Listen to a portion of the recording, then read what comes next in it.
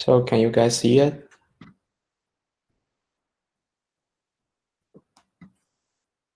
Okay, thank you. Okay, good afternoon. I'm Connor. Today I want to talk about recent breaking news and some analysis on the media's response according to that US President Donald Trump and the First Lady got COVID test positive.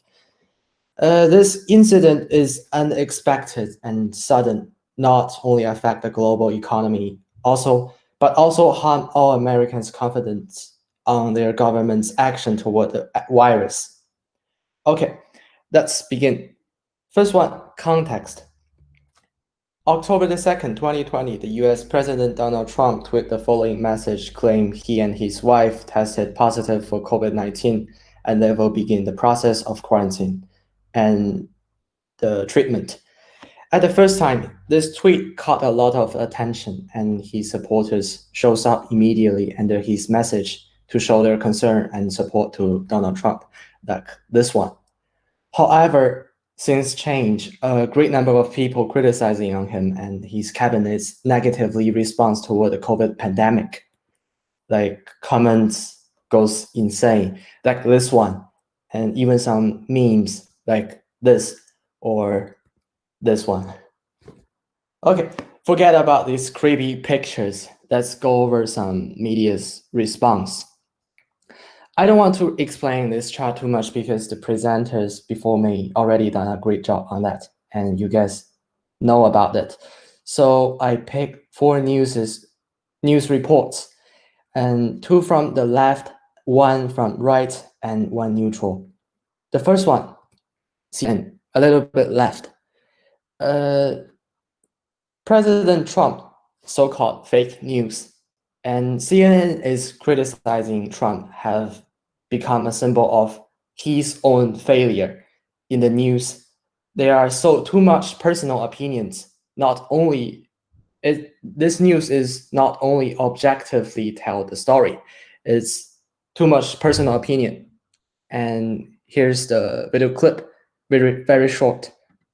Did anyone in the White House or on the Trump campaign consider at all the housekeepers and bartenders at Bedminster, the naval aviators who flew them there on Air Force One, the young interns or old donors with whom the president came in contact? Anyone? Anyone at all? I wish you all health and recovery and a long life. But we have to note the tragedy here. It is horrible and awful and profound. Sick and in isolation, Mr. President, you have become a symbol of your own failures of recklessness, ignorance, arrogance, the same failures you have been inflicting on the rest of us. Get well, and please, for the rest of us who don't get to go to Walter Reed, get well and get it. He is criticizing President Trump using some little bit harsh words like recklessness, ignorance, and arrogance. And sick and isolated, you have become a symbol of your own failure. This one is really biased, in my opinion. It's too much emotion expressions. Okay, next, Fox News. They are trying to use a positive way and use positive words like returns or some quotes from Donald Trump, feeling really good, don't be afraid of COVID, and don't let it dominate your life. We have developed under the Trump administration and some really great drugs and knowledge. This one is a little bit flattering. It's trying to make an impression that your president already done a very, very great job and don't be afraid about the COVID. He will back and make America great again. Vote for him. It is also a biased news by using a lot of personal expressions, personal opinions of the author. Next, this one is a really neutral one. Associated Press. They are focusing more on Trump's back to White House, this incident or event itself, without without like using the words without mask back at White House, staged a dramatic return. So it is relatively delivering a fact instead of delivering biased information. The last one, a little bit funny. I don't really know why they are using such a harsh tone to even a little bit celebrate Trump's got a virus. And they use the word holy beat and danger. It was probably inevitable. Well, it's finally happened like this. So too much personal impressions on Donald Trump use a biased word like inevitable or finally happened. So this one, I would say, is the most biased news among these foreign news productions. Okay, finally, my opinions. What source of information could I reasonably expect to be fact-based and why? I think there is not such a source that absolutely delivering unbiased fact because all news articles is written by a person or a group of people. No one can remain neutral when they are talking, even thinking about one event. Not to mention their works, I mean their news articles or news productions. Even the essay from the most awarded scholars, they are always a personal opinion in people's writing creations. It is influenced by our point of view and ideologies or even family, race, background. Sometimes you even not notice that bias, but you actually does when you are trying your best to keep yourself as neutral as possible. So you talk, you must think. You think, you must bias. It is only a matter of amount of bias in one piece of information. But I have some advices to help you survive in this situation if you want to get some message that based on the fact most. First, try your best to get informations as comprehensive as possible. I mean, when you are concerning a current event, you should go over at least one article each side, left to right, dictatorship country or democratic country, even communism or capitalism, and so on. You should at least read one article from each side. If you are too lazy and not care that too much on news, whether more fact or more bias, check these medias in the green rectangles like AP or BBC. You cannot avoid that bias because the people are thinkers. We want to create and we cannot stop us from creating. Okay, back to our topic. What source of information might I find to be biased? First, social media is one of the rumors utopia. People just sharing their ideas without considering its consequence and effect. If you post a fake information, but a little bit interesting, it somehow will spread widely. Actually, I don't like to use word fake to judge a piece of information or even call it fake news. I like to use this four-level bias scale to evaluate news, whether fact-based or biased. First one, this one is biased the least, is more fact, is naturally biased. Because just like I just mentioned, bias is inevitable because we are human beings. The press or news companies are naturally biased is like the AP or BBC.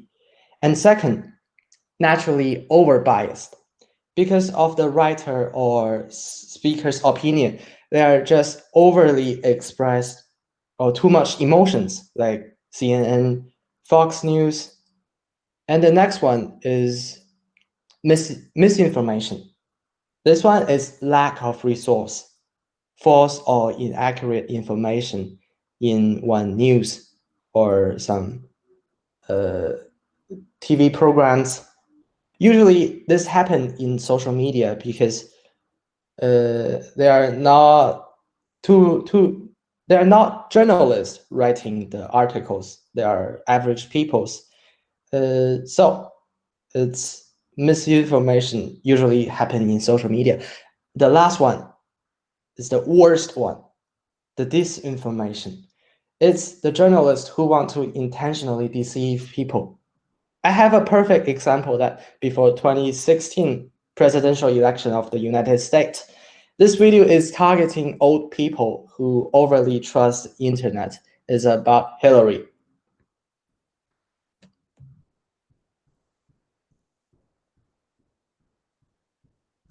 After analyzing thousands of bits of information, after talking to quite some important witnesses, and after receiving a personal message from God, we found out the shocking truth. Hillary is a robot. Okay, enough. This message, actually, a lot of people trust that. I'm now in the United States and I'm in Florida. My friend told me last year, and his grandparents really believe that, even talk about it. Hillary is a robot on the dinner table with my friend. It's really interesting. And I want to conclude my presentation with one sentence. You cannot force every journalist give your fact, but you can decide which source of information you want to obtain. It's up to you. Okay, thanks for watching. Bye. All right, well done. Yeah, you're right. You have to be able to use your critical thinking skills and digest whatever information is coming. A lot of people, like that set of grandparents you're just mentioning, want to believe something, and that's why they believe it. You know what I mean? The idea of faith, the idea of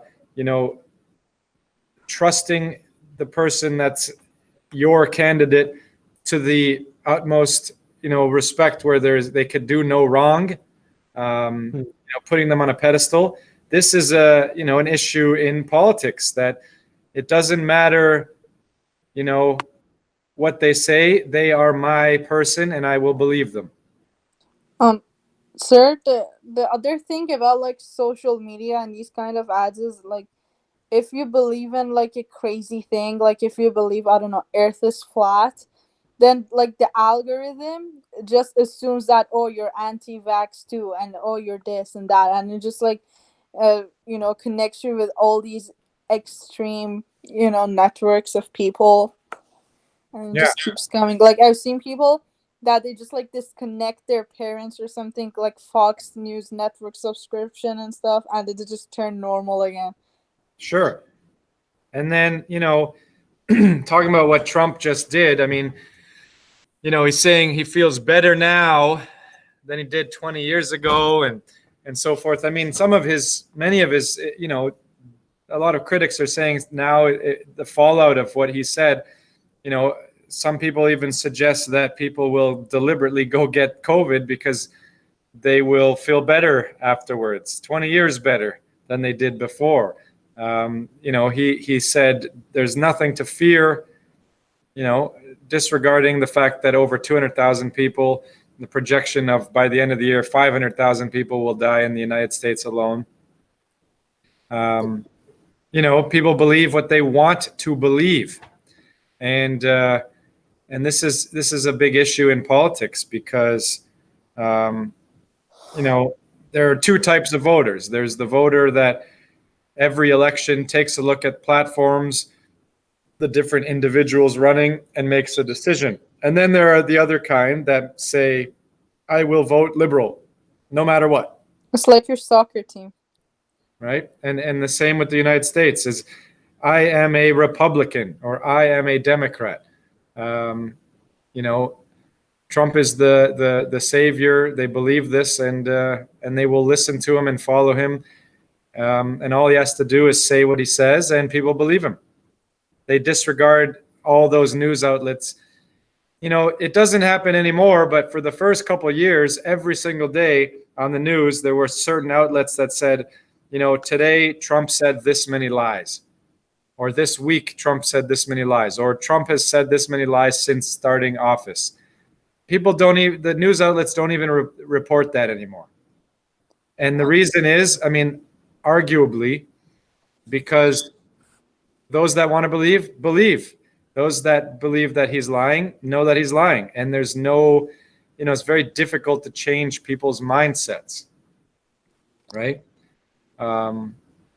So let's, this is a very, very interesting time we're living through. This past week alone has been, you know, it's like we're living in a movie, you know? Truth is stranger than fiction. Let's see how it plays out. Do you think he actually like got COVID? Because he got surprisingly good fast for, you know, with his conditions and age and everything. Well, he also, you know, we're getting conflicting reports of his health, first of all, from different news media outlets. There's Jacob. Jacob, welcome to class. Let me just put you in so you're not. Well, we don't even know how long he actually had it, because they initially said Friday, and then a doctor said he got it 72 hours before Friday. So there's no real timeline. I No, mean, he and was then, he was fine before, like at the debate, and then Well, he did it press. symptoms like, versus talk- positive is different, right, Dina? Yeah. And the idea with that 72 hours thing is, you know, the left-leaning newspapers, or sorry, the right-leaning newspapers were saying quickly, oh, he misspoke. The left-leaning newspapers are focusing on the discrepancies in the timelines. You know, did he misspeak? Did he not misspeak? You know, well, no one will ever know the true facts about anything. And you know, the timing of the tax thing that happened, you know, 2 days before, that was all over the news, and then nobody's talking about it anymore. It disappeared, and that's a very big deal, because all of a sudden Trump has COVID. So, well, that's even better to talk about. Oh, and look how fast he recovered, and he's back to work, and you know. I mean, that's always been the trend with Trump. Like something scandalous faked it. happens, and then the day after, something even worse happens, and then everybody just forgets about. So just like you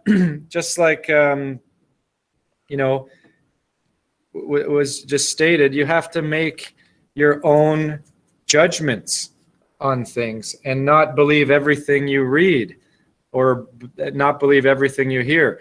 And you know, the idea of critical thinking, right? You've been spoken to about critical thinking for years in school. It's the most important skill to develop of all skills, I will argue, because it lets you digest information and understand information. And unfortunately, a large population of people have never, nor will they ever, develop skills of critical thinking, which means what they hear and what they want to believe and what sounds good to them, quote unquote, is what they want to believe and choose to believe.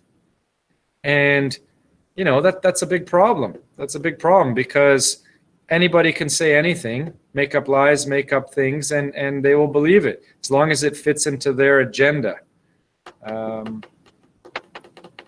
Quick question, Matthew, is that wall behind you art, or are you doing renovations? Art. Cool. It looks like my basement. We're totally gutting my basement right now, but it's cool. All right. Anyone else have anything to say? No, but it goes back to even what you were saying, especially like, you know, everyone thinks he's fine because he's tweeting that he feels better than ever, but that's just typing words onto a screen. That most definitely easily couldn't be the reality of things. But I mean, if you watch the videos he's posted, he's clearly on drugs, number one. And Yeah. clearly got a stuffed nose. But that aside, Walter Reed Hospital is known to be one of the best hospitals in the world. And, he got individual treatment from a whole team of doctors. He got experimental drugs, all of which, let's give him the benefit of the doubt, have made him feel better. Fine. That still doesn't help the other, millions of people who are getting COVID and don't have access to this type of health. Yeah. I don't know who said it, but I was reading something and it was, I think it was a reporter, and they said, I'm glad to hear that you're feeling better, Trump, and that you had your whole team assist you, and that you feel amazing now, but there's still a bunch of Americans that don't have this access to healthcare. Yeah. And they have to suffer the consequences. And that the whole idea of the healthcare system in the United States, where people can't afford, they don't get it. But even in Canada, look what happened in the last week. The government has stopped COVID testing unless you have symptoms and you get an appointment, because we just don't have the infrastructure to test as many people who want to get tested, right? They have a backlog of over 80,000 tests they still haven't taken a look at.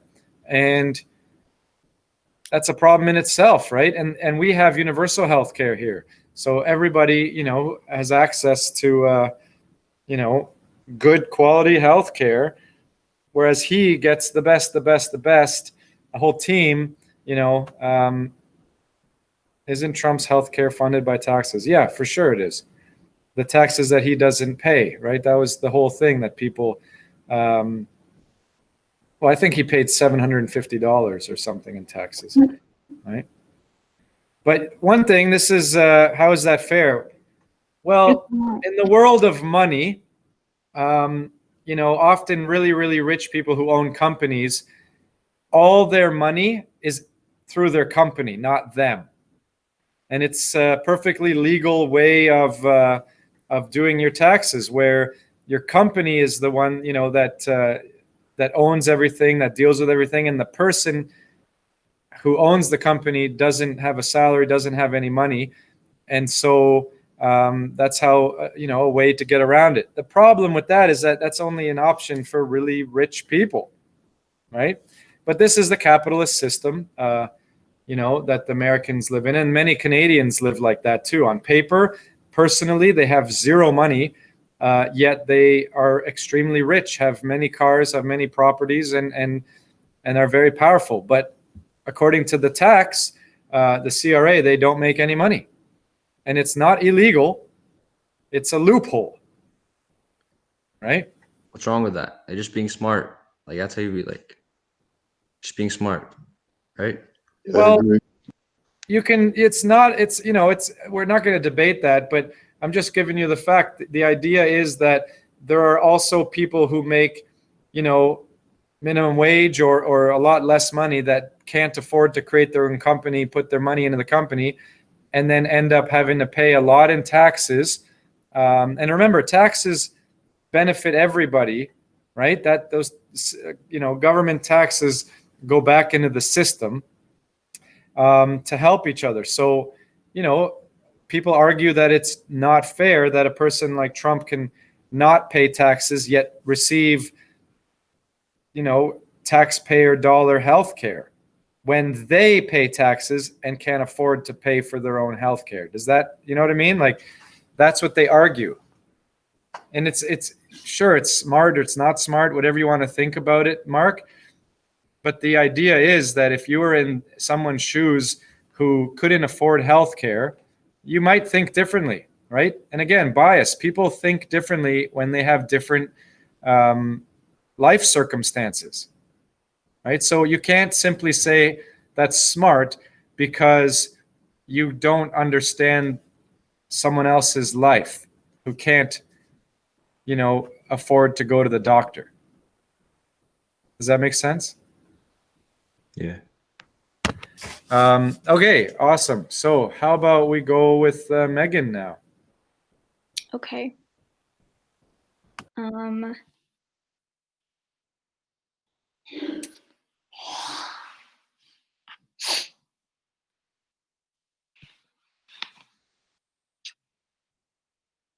Can you see it or? Yes. Okay. So my topic is on wealth and income inequality. So the basic question is, what is wealth inequality? So wealth itself refers to the total amount of assets of an individual or household.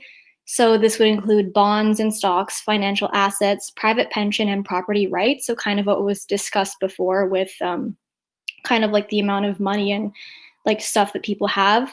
And wealth inequality itself would refer to the unequal distribution of assets in a group of people or population. And what is income inequality? So similar to wealth inequality, income inequality is how unevenly income is distributed throughout a population or group of people. So the less equal the distribution, the higher the inequality is. So like I said before, income inequality is often accompanied with wealth inequality. And below is kind of just this like cartoon, which, you know, kind of shows the base of income inequality, in which there's a man, you know, with a substantial amount of money, and he obviously, if you kind of see it, it says 1%, and on the other side with more people, and it says 99%, because he's worth more, and he has, you know, obviously the higher income than everyone else, which obviously based on opinion that would be unfair, obviously based on certain circumstances. So populations can be divided up in different ways to show different levels and forms of income inequality, such as income inequality by sex or race, and the Gini coefficient, which I will be talking about later on, and many other different measures can be used to analyze the level of income inequality in a population. So what are assets? So before I talked about assets in wealth inequality, so assets, so for examples, cash or cash equivalents, shares, land, bank deposits, inventory, investments, machine and equipment, and etc. So on the right, there's this kind of chart, and it says what assets make up wealth. So I don't know, maybe if you look closely, you can see liquid, primary residence, and, you know, others. And it shows the percent of assets that, you know, they have based on a net worth tier. And it kind of shows, you know, which assets make up, you know, a certain amount in your wealth. So obviously there are other assets down below, but you can see liquid, primary residence, and like life insurance and retirement, and etc. So examples of wealth inequality. So this is a chart that shows the three men who own as much as the bottom half of Americans, and the total wealth that is shown is in billions. So you can see Warren Buffett, Bill Gates, and Jeff Bezos. So these top three individuals obviously are worth more than the bottom 50% of, you know, America's population. So this would be an example of wealth inequality by the Forbes magazine list of America's richest. So as you can see here, the three men, like I said before, are Jeff Bezos, Bill Gates, and Warren Buffett, who are extremely successful people with high incomes and, you know, obviously founders of major companies.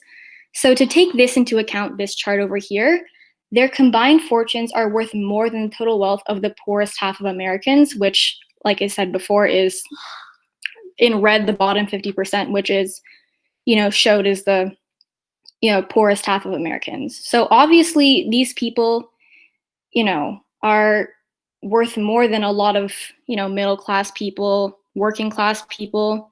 So, you know, based on your certain circumstance, you would obviously view that as unfair because, you know, three people are worth more than, you know, half of the country.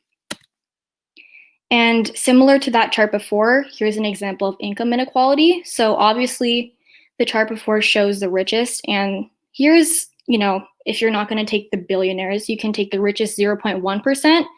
You can take the top 10%, 5%, 1%, and 0.1%. And obviously they take in 196 times as much as the bottom 90%. And this is based off the US average income in 2018. So income inequality is extremely prevalent in today's society that America's top 10% now average more than 9 times as much income as the bottom 9%.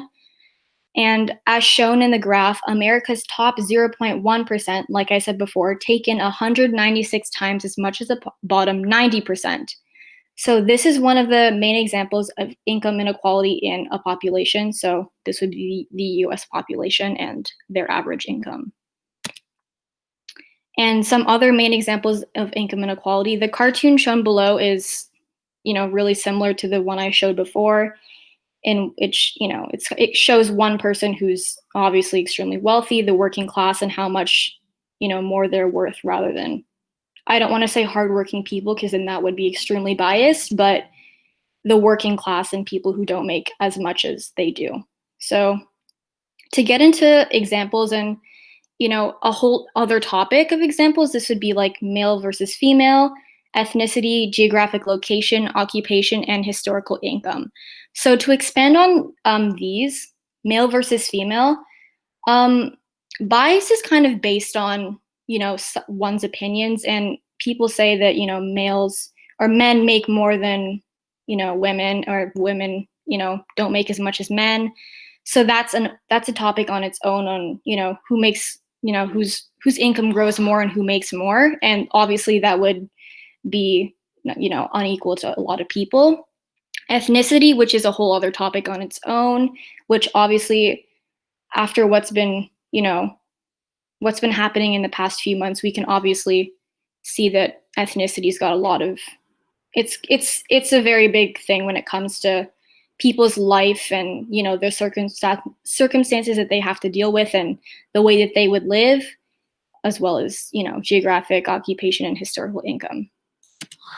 So, like I said before, in income inequality, there's the Gini coefficient, and the Gini coefficient is also known as the Gini index. It's a measure of the distribution of income across a population.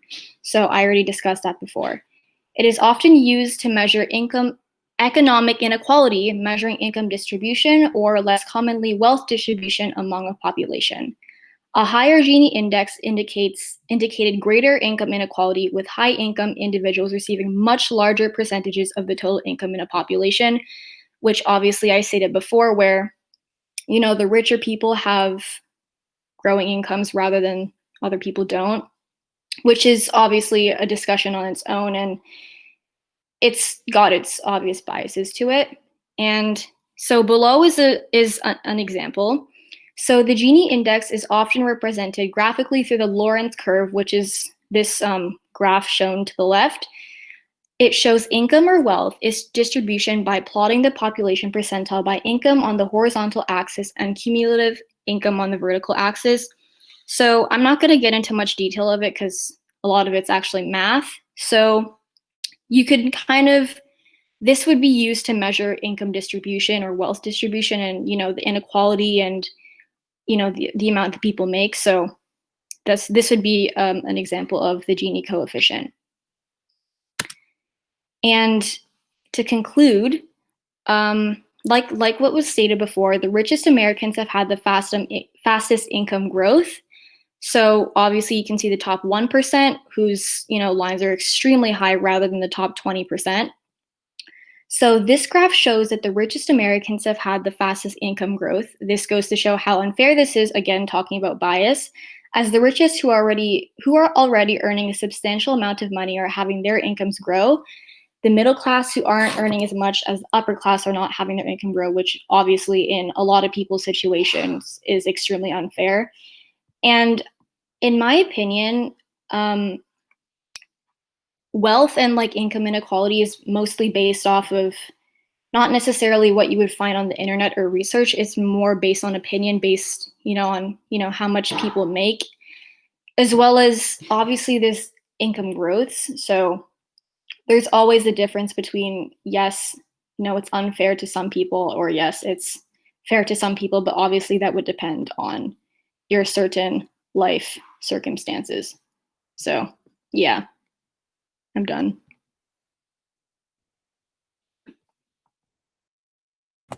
Okay, well, this is, capitalist system in which America has been built, right? I mean, it's not something that, we can argue really, because that's the system in which we live. You can try to normalize it, and many people a couple years ago with the whole idea of the 1%, etc., and sit-ins and everything. But with every new news article or new news event, the older one seems to get overshadowed. So, right? Wasn't there talk about Joe Biden?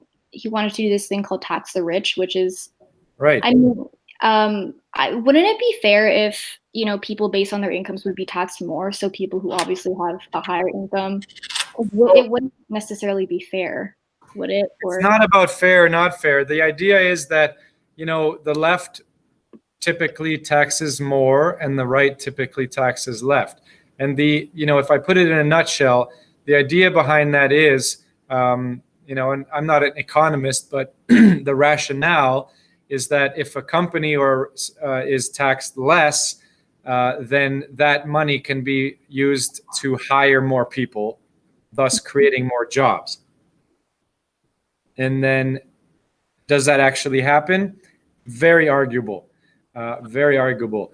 You know, one thing that that also happens if they're taxed more is that a company will go and place their factories in a different part of the world. yeah, That is cheaper. So it's not as black and white as that, right?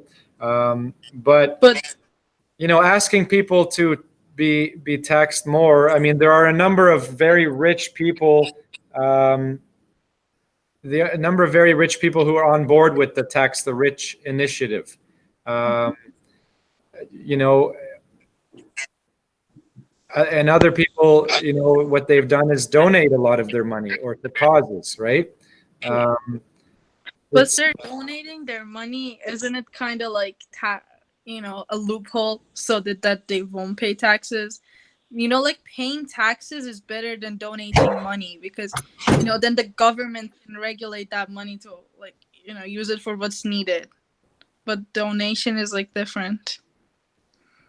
Well, of course it's different. And you know, donations, I mean, that's why in the rich world, people typically, you know, invest in a lot of art because, you know, you think of a cliche of, you know, a typical very rich person, they have a lot of art, or they are, you know, they spend a lot of money in, you know, that kind of world.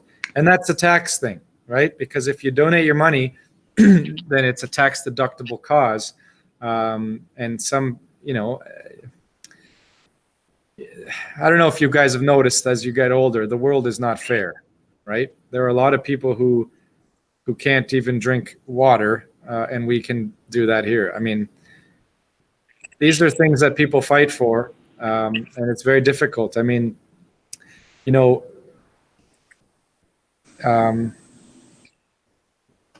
Bernie Sanders, like I keep going back, he just wanted to help America, you know, with certain inequalities, things that Canadians are take for granted. And he was labeled a communist and basically not chosen as the candidate for the Democratic Party. There's no right or wrong answer, right? Dina, you're Sir, a lot of noise. Yeah, Ryan. about the art thing, I know there's a guy who like does paintings and then he has someone come and appraise it for like $1 million or something. He donates it and gets like $1 million tax cut. Like a tax refund or whatever. Yeah. So it's kind of like running a scam because he's making the artworks for just like, I don't know, couple of $1,000s on like time and resources, and then he goes and donates them under the guise of donating millions. Well, listen, there's a huge conspiracy theory out there about the whole world of art because there are people whose jobs it is to, you know, basically say, okay, this piece of art is worth this much money, right? There's one piece of art in the National Gallery of Ontario. It's like a 20-foot high painting. I don't know if you guys have ever been there. It's 3 colors. It's like white, blue, and red or something, right? Or, I've seen it. right. So they paid $1 million for this thing. Sir, And- how much do you think my basement wall's worth? Yeah. Did you do it yourself? Yeah. Then nothing. But you see, if somebody in the art world appraised it, and but going back to the conspiracy theory I'm talking about, that you know, it's a whole thing in the art world and the rich world where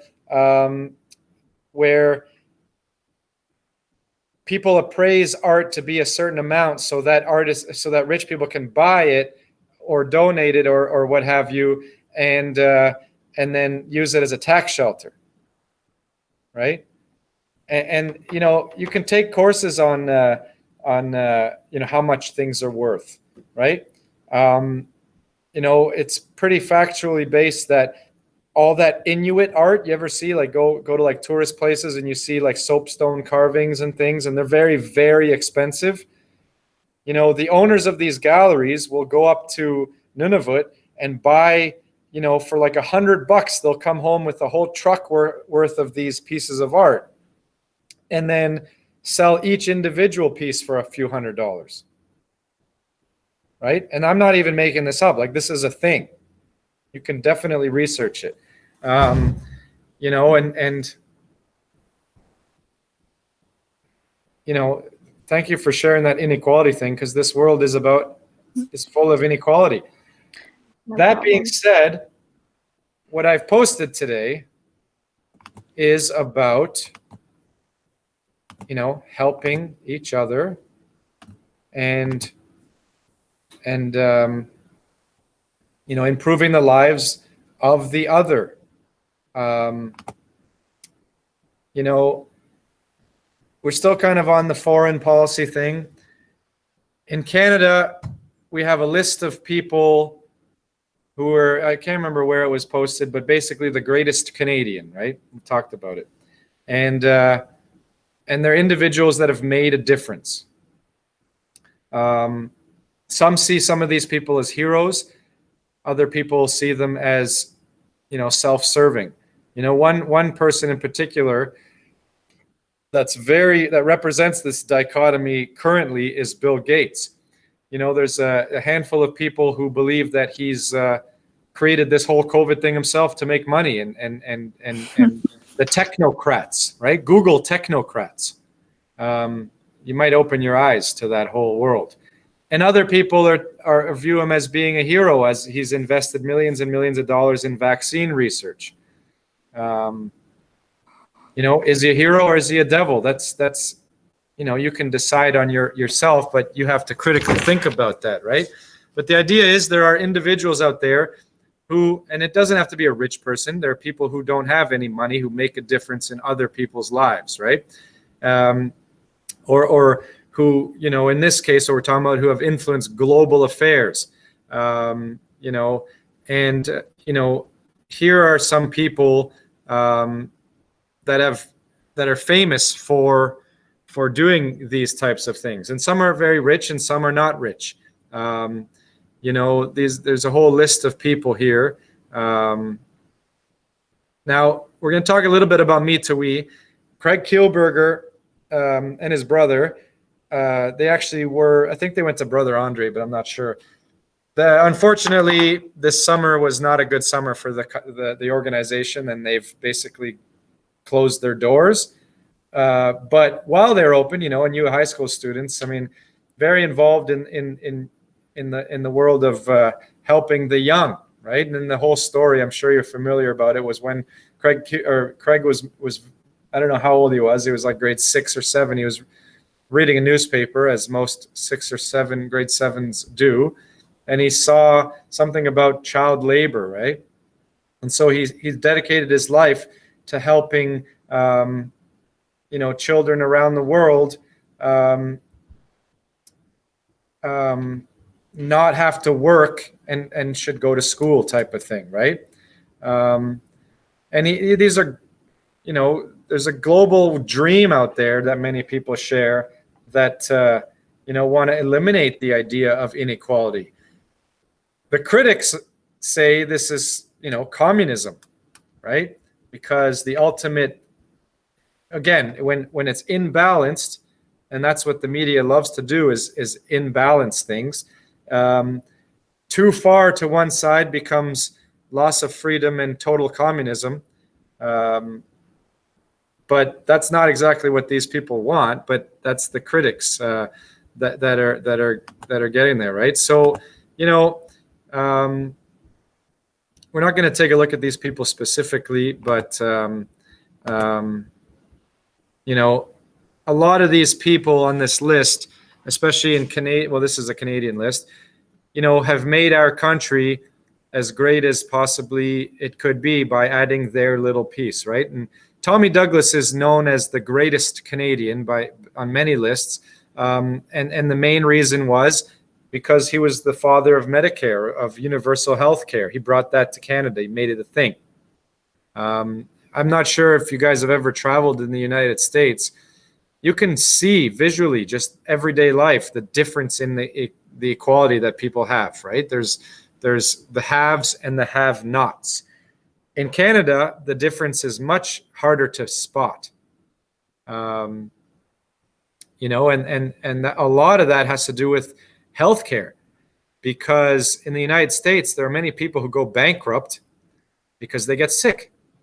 In Canada, it's much harder. Some people still go bankrupt because they get sick and can't work, but the idea is that the Medicare situation we have is very much helped the overall economy be a little more equal than it is in the States, right?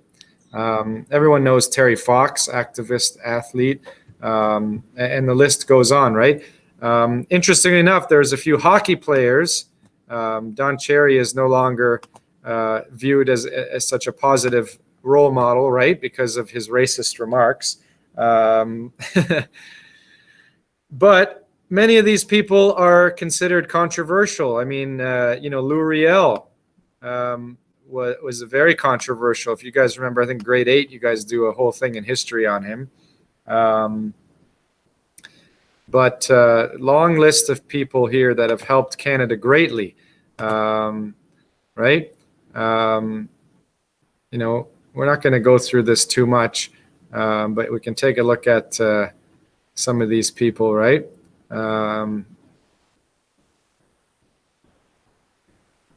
And things that they've done, right? And a lot of these people you don't even know are Canadian. This guy's a hero to many, right?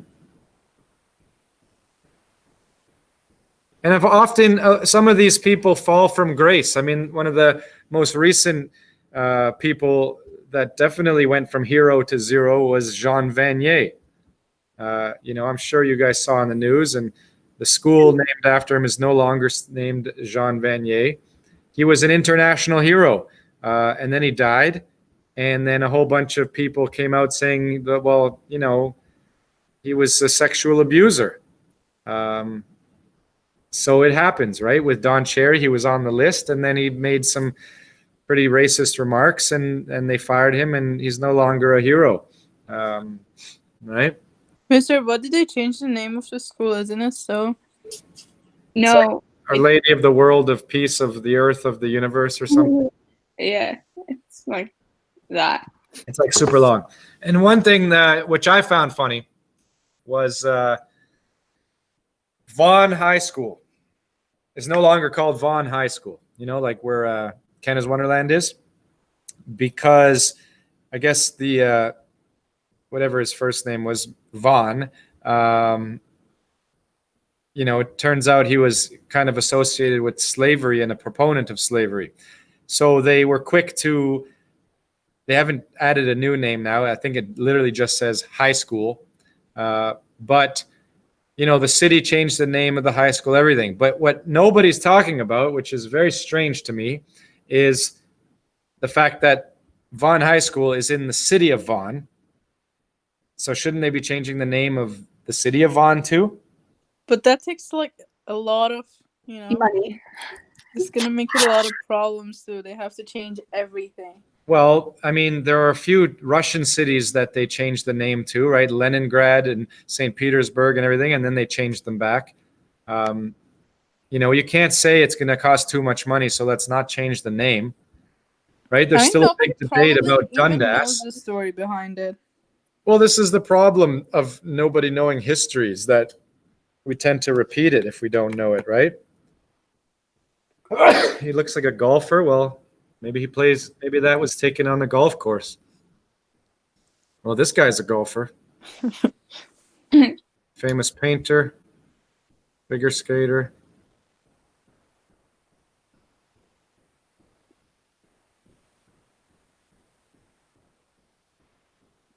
I have a question. So this is like the greatest Canadians.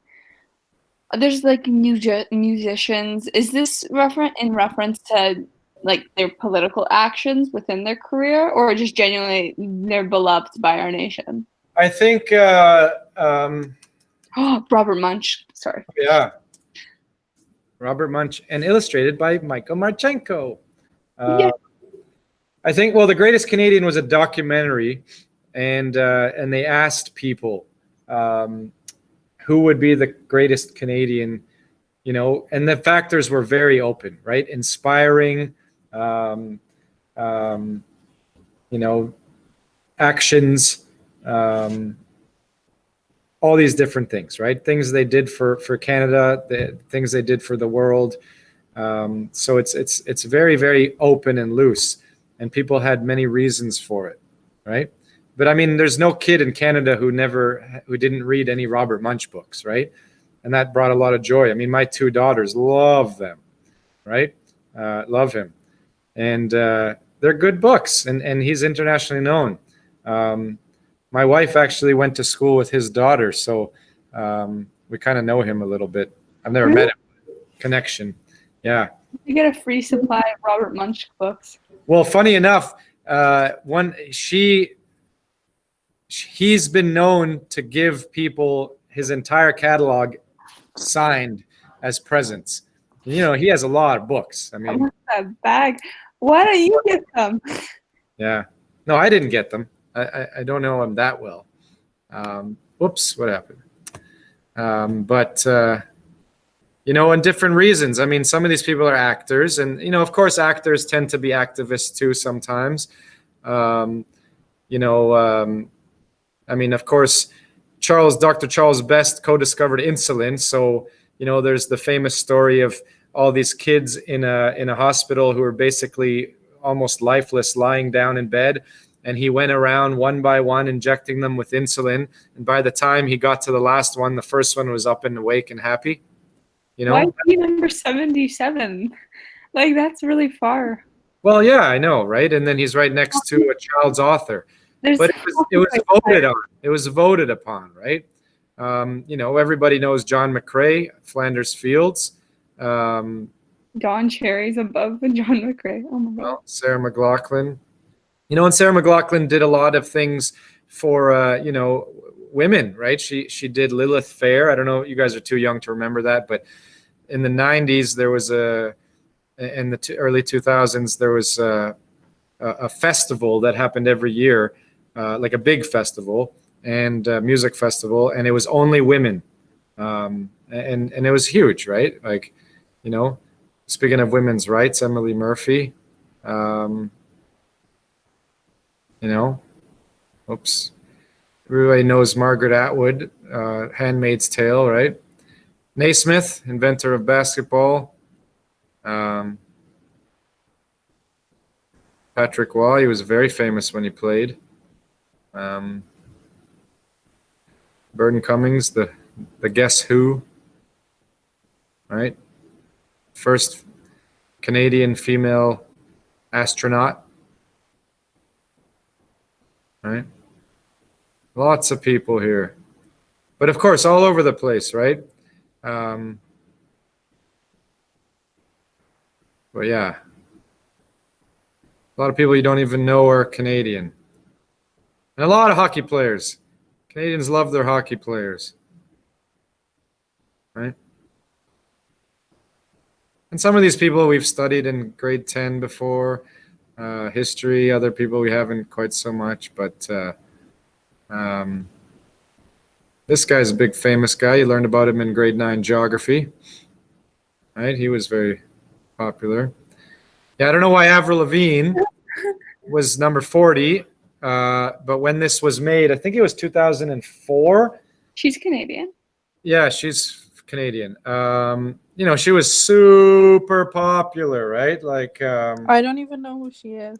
You don't know who Avril Lavigne is? No. Honestly, I don't know. she came and went, right? You know, Mr. Dress Up? No? No. Hmm. Who Laura is? Secord, her chocolate. Yeah. But not why she was famous. And then this guy he was just a regular radio host, but he did this whole campaign to get on there, and he got on there, right? So, He looks like a criminal. I don't know. well, that's pretty harsh, do you know? No, I mean, like, I thought it was like it. He's Michael J. Fox. Yeah. Jim Carrey. Anyone going to Brock University next year named after him? Nellie McClung. You guys would have learned about these people in grade 10.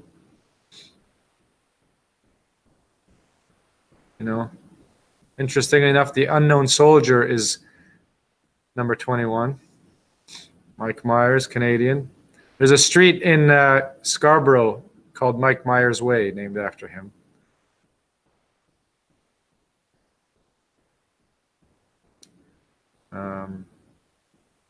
Neil Young. There's Jean Vanier. Going to be stripped of this this honor once they redo the list.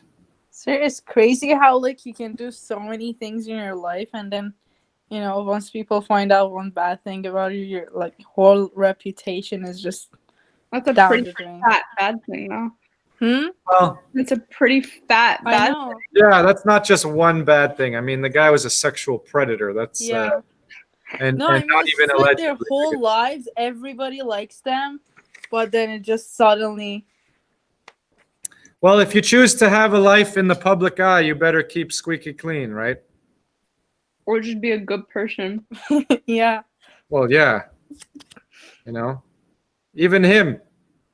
People were toppling his statues this summer. And this guy's no longer on there. But some will remain, He was the other guy who invented insulin together. And number 1, right? Leader of the Democratic Party, founder of Medicare. You can watch this on a DVD, but we're not going to watch it, or at least not this year. Who has a DVD player anymore? But yeah, you do. Interesting. Do you have a tape player too? Yeah, but not a microwave. Not what? Not a microwave. Yeah. Well, microwaves are contested. Okay, so that basically, I mean, you guys can take a look at the Me to We document, just read it, but whatever. Like, well, I guess we'll just take a look at it. So they don't really do much anymore as they've gone bust through a scandal, ironically. A scandal which was not a sexual scandal like Jean Vanier, but a scandal between Justin Trudeau and we, right? And you guys remember that this summer? It came and went pretty fast. And it basically, and because they do so much work in the schools, that was basically what happened between them. So, in the world of international relations, we looked at foreign policy, changing times, Canada in the world, a couple international agreements, sovereignty. We're not going to watch the movie Pay It Forward. Normally we do, but we're literally halfway. This Friday is when we do the switch over, and we're less than halfway through the course. Actually, I guess we're like right at the halfway mark, sort of. I don't know. Do you guys want to watch a movie or continue? We wouldn't finish it today, obviously, but or do you want what do you want to do for the rest of the class? I could start the next unit, or I'd rather not watch it. It's not the best movie in the world.